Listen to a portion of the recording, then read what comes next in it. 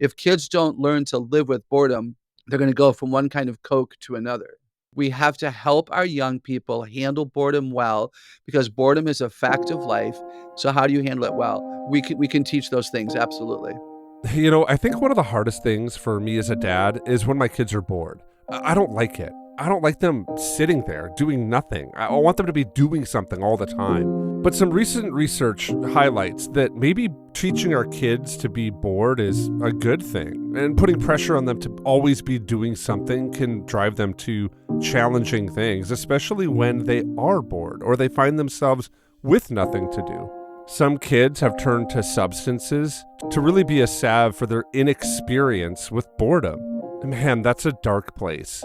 But today on the Celebrate Kids podcast, in this daily segment, Facing the Dark, Dr. Kathy has some great insights for us that can help shine some bright lights to help us lead our kids well and build muscles for boredom. So let's turn now to Dr. Kathy Cook. Don't be afraid of the dark. Be careful with stars. Not every light is gonna guide you, baby. Not every light is gonna guide you.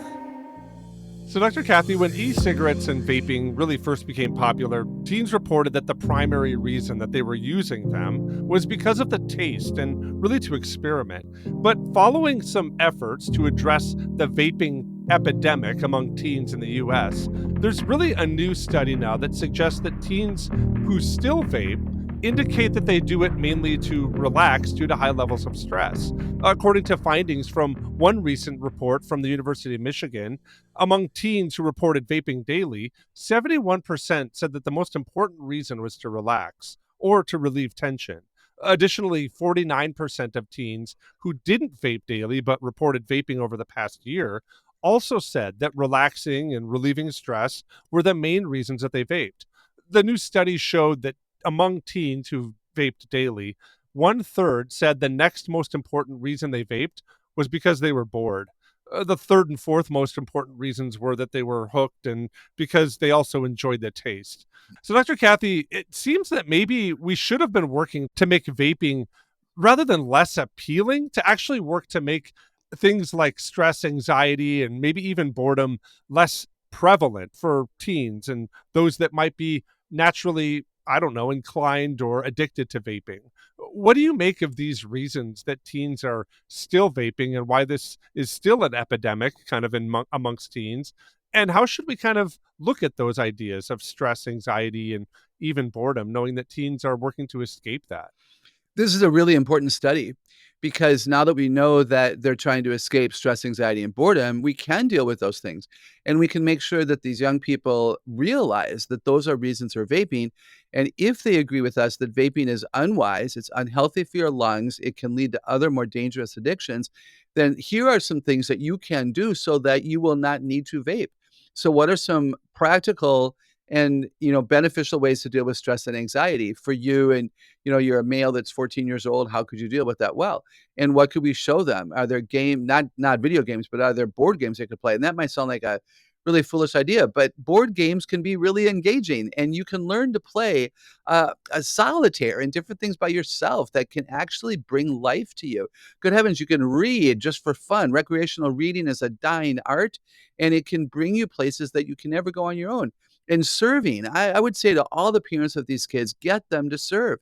Teach them who they are and get them to volunteer. Force them if you have to at first, where the whole family on every Tuesday night is going to go to the nursing home to do these things, or the first Saturday of every month, and the whole family's going to go, or all the 10th graders go from the youth group.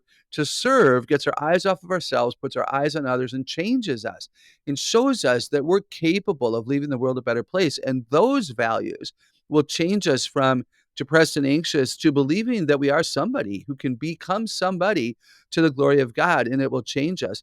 Boredom, we can learn to live with it. Somebody wrote an article a long, long time ago, and I'll never forget the line. If kids don't learn to live with boredom, they're going to go from one kind of Coke to another. And I think that's true. We have to help our young people handle boredom well because boredom is a fact of life. So how do you handle it well? We can teach those things, absolutely. Dr. Kathy, I think that's helpful. And I think it reminds me of this idea that really sin or some of these maybe vices are a distortion of good and beautiful things that God's created. So I want to put that before you and kind of ask if that statement's really true, what are the good things that kids maybe pull from things like vaping that really are a distortion of maybe the great things that God has instituted or put into society? Boy, it's fascinating. I do agree with you that sin is the distortion of good and beautiful things God created. I often have said to my audiences that anything well done, overdone is badly done.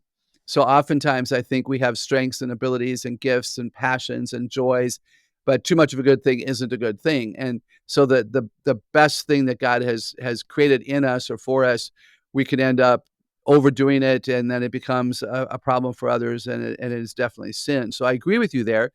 What does vaping do? Vaping gives kids an identity in a community, and that's distorted, right? So we are created with an identity.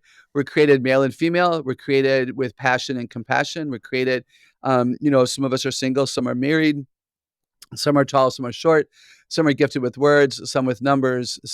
There's so much, of course, that we could say there. So, we identity is part of God's design for us. It's how we get known. It's how we change the world. These kids who vape, that becomes their identity. I am a vapor, and they get their community. Their need for belonging is legit. We're all created for relationship. This is why we're drawn to Jesus Christ, because He once and for all solves that dilemma. He gives us the solution to the loneliness and the apathy, if you will. So I think kids who vape, just like kids who smoke, get community and get identity, and we need to give it to them in a better way. And I think that some of us are inside of different communities where, our kids will be introduced to this, or some who really don't think our kids will ever be introduced to this, but we want to be attentive to really where our kids are at.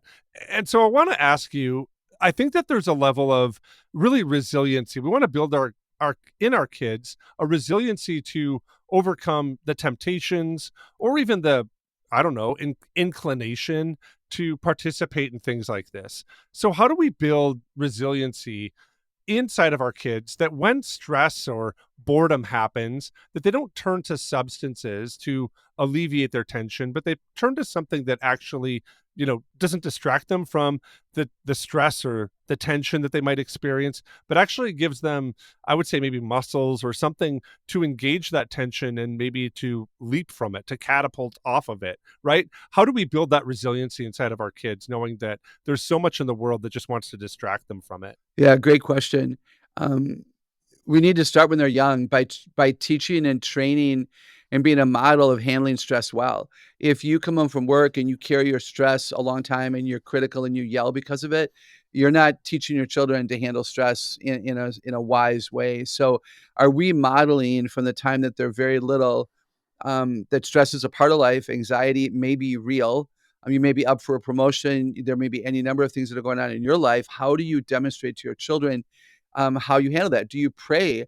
And do they hear you pray for grace and mercy? Do they hear you pray that your boss will be, in a good mood and will be favorable toward your answers to questions or whatever? So, do we demonstrate our own wellness in this idea of stress and anxiety are real, but we don't have to bow down to them, if you will? So when they're little, be an example. When they're little, talk to them. When they're older, talk to them. You have a fifth grader, you have an eighth grader who's definitely stressed, but they're not talking to you. Get them to talk to you and just say, "Hey, I miss you. I'm your dad. This is my role in your life. I need you to, be honest, now, or I'll set a timer for 10 minutes and then let's go for a walk." But to stay present to your children and to engage with them and walk toward them and say, "Hey, I want to be there for you and to help you with this." So healthy responses that we demonstrate, getting them to talk, showing them smart ways that they can deal with stress, going for a run, going for a walk, shooting hoops, playing a game, tickling their sister, helping mom in the kitchen, getting distracted for a season, and then also coming back around and saying, why was that stressful for me? And was that an appropriate response? Do I have test anxiety? Could I talk to a guidance counselor? Have I not been listening in class, and that's why I'm so stressed that tomorrow's my turn to give a report because I don't really understand? That's on me. I caused that stress by not being attentive in class, and I don't like this feeling. So what am I going to do differently in the next couple of weeks in that history class? So I think helping kids analyze their responsibility would also be a huge help. That won't be easy, and they might not know it right away, but it would be very helpful. I love what Dr. Kathy had to say today. It reminded me of a story that comes out of Exodus chapter 3. I'll read verses 1 and 2 and then jump to verses 10 to 12. Now Moses was tending the flock of Jethro, his father-in-law, the priest of Midian. And he led the flock to the far side of the wilderness and came to Horeb, the mountain of God. There the angel of the Lord appeared to him in flames of fire from within a bush. So now I am sending you to Pharaoh to bring my people, the Israelites, out of Egypt. But Moses said to God, "Who am I that I should go to Pharaoh and bring the Israelites out of Egypt?" And God said, "I will be with you." God called to Moses during this boring task of tending sheep in the wilderness. He commissioned Moses for a life-changing mission. The skills that Moses honed during those years were really crucial for leading a stubborn and fearful people through the wilderness later on in his life. Now, Moses was somebody who, when you follow his story, gets in trouble when he's bored, when he's just walking around, when he's wandering. It happened in Egypt, when he saw one of Pharaoh's guards beating an Israelite, and it happens throughout the wandering that Israel does inside of the desert. But throughout Moses' life, there are little pockets where he does build muscles and God does speak to him in boredom. Really, before leading the Israelites out of Egypt, Moses spent 40 years as a shepherd in the wilderness of Midian. This time that Moses spent in the wilderness, though seemingly uneventful, was God's preparation for Moses to lead his people, really teaching him patience, endurance, and reliance on God. God transformed Moses' years of shepherding into really preparation for leading a nation, showing that no task is wasted when it's part of God's plan. I think when our kids are maybe in these places where they're bored, where they have space, helping them understand what God may be doing to form character or hone skills or teach them reliance on Him, these qualities will ultimately play pivotal roles in their life later on to help bring about God's redeeming plan in some way, shape, or form. I think that reminding our kids of these mundane moments, that they can have really an eternal significance, well, sometimes it could be exasperating. But maybe pulling them back and showing that there are other people who were bored too, Moses and David and even Ruth, guiding them to people who were bored and did certain things and heard God's voice and practiced waiting on the Lord. Those can be tiny muscles that will lead them to big things later in life. And that could be the bright light that shines and cuts through the darkness of their boredom today. Before you go today, I just want to remind you that we are running a special short course right now. It looks ahead at the challenges sometimes that many of us face with holidays. How do we parent or grandparent together? Especially when we're going to be in close proximity for a couple hours or maybe even a couple days here around the holidays with Thanksgiving and Christmas coming up. Because of the gracious work of a lot of donors, we've been able to create some special short courses that we've been offering for free. We offered one for free that helped parents talk through some of the dynamics of kids coming home from school. We called that Unpack the Backpack.